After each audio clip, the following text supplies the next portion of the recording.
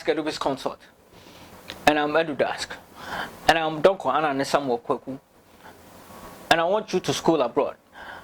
And it's with regards to the fact that I want to do something about it. I've done it for others. I want to do it for you. Investigate the process and let me be of help to you. Ask me specific questions. I can't wait to answer. I will meet you at your point of need, even with regards to your pursuit of academic excellence.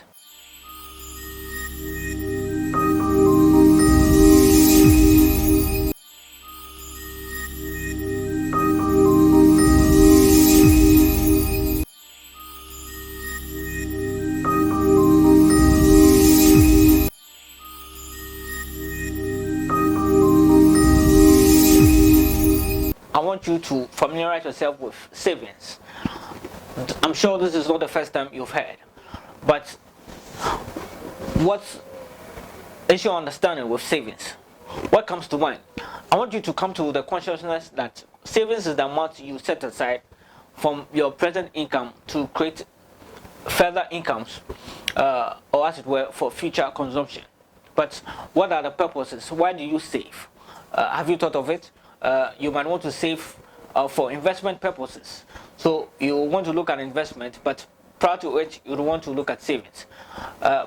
Purpose 2, you want to save for precautionary purposes, emergency fund, to absorb, or as it were, help you in times of need when it's even more urgent.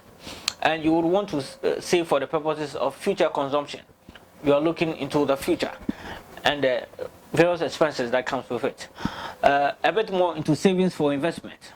It is a portion of your income that you set aside or spend to create future incomes. In other words, it is that part which you use or intended to be used for investment purposes. The second purpose for which you save is to help you with your emergency fund. You are saving for the unexpected tomorrow. In times of difficulty, you want to have access to a fund that you can resort to. Unexpected emergency incidences in life. Save for future consumption. The third purpose for saving. Take note that you want to save a percentage of your income for specific future consumption or consumption in general as you would have it. But what do savings for investment include? How do you raise money for investment? It includes monies that you have set aside for investment purposes. You could also look at a portion of your profits that you plow back into your business. These are some of the ways you raise monies for investment purposes.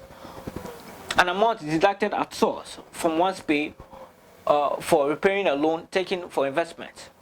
You might want to ask the bank for a standing order to help you in this cause. Or it could be an amount that you have mobilized to pay a loan which was taken for investment. And so these are the factors that you are looking at in your course to invest. I want us to look at methods, techniques, or sources of savings. One that is rather more obvious, or a direct technique. Set aside part of your income regularly as savings. Alternatively, save with a credit union. Be part of an association. You want to work with, as we would have it, Susu collectors. Look at the ones that are credible and that you can work with. It pays. Arrange for a regular standing order on your behalf. Work with the financial institution. When you get windfalls, when you get gifts, when you get bonuses, it is not necessarily meant to be spent. But also identify it as a source of savings. Be part of your savings instead of your expenditure. Dispose or sell properties. You have accumulated some properties, as it were, you are not in direct need. You want to look at it if you could dispose them of. It could be non-performing or non-functional assets, or as it were, consumer durables. It could be a source of savings. Use drift techniques. Find ways and means that you can save the little amounts that you earn. rather than throwing it away or giving it as gifts unnecessarily. Take loans for investment. Work with the financial institution. Get to understand the use of debt and work with it. You could also arrange for the installment payments to be deducted at source with you, the salaried worker. You are going to get the shock of your life, and I want you to take note of that. You are a salary worker, but you are exposed to life shocks. But in which form would they take? 1. You may be dismissed. You may be rendered redundant.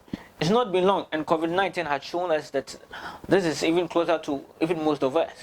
Most of us have been dismissed. Most of us have been rendered redundant. Take note that it constitutes life shocks and how you could address it. Number 2, resignation due to displeasure, pressure, or transfers. Number 3, prolonged illness, tragic accident. Number 4, old age. Number 5, death of breadwinner. Some of them are unexpected. Possibility of active or earned income ceasing for a while or forever. These are life shocks that you would want to take note of and be abreast with it. I am addressing this under the topic of savings so that you are motivated to put into importance a savings culture. Now, if you are self-employed, you are going to experience economic recession, depression, even with life shocks, even under life shocks. You are going to be, or as it were, you will experience theft or destruction of income producing assets. We have had instances where fire, floods, natural disasters have come to consume our assets. Number 3, prolonged illness, tragic accidents, old age, death of a breadwinner. The self-unemployed is not left out of life shocks. Some of them are unexpected. Possibility of active or earned income ceasing for a while or forever. Life shocks under the salary worker, life shocks for the self-employed. Other unexpected occurrences that may demand immediate attention financially: death of close relatives, sicknesses of close relatives, rent advance for new residential accommodation after unexpected ejection. Add to the list. And also expected ones: school fees for new entrants or normal semester fees.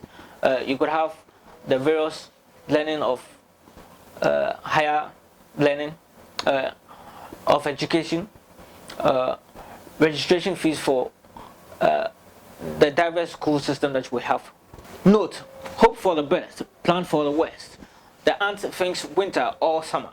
You cannot prevent a bird from flying over your head, but you can prevent it from making its nest on your head. Voluntary reduction of current spending or welfare is easy to adjust, but involuntary reduction of current spending or welfare as a result of any life shock could easily harm or kill. In this subject or presentation, I have come your way with savings, and I've identified with you the purposes, savings, and the life shocks, and why you need to save. And to what extent it's even more important today that you will have to take notice of. Share with us your savings culture. How has this subject helped you over the years? What experiences can you share? Others want to learn from you. Let us hear from you. I can't wait to also hear from you. But you know how to reach me. My contacts are on the screen. Get in touch. I want to hear from you your constructive criticisms. And I thank you a great deal.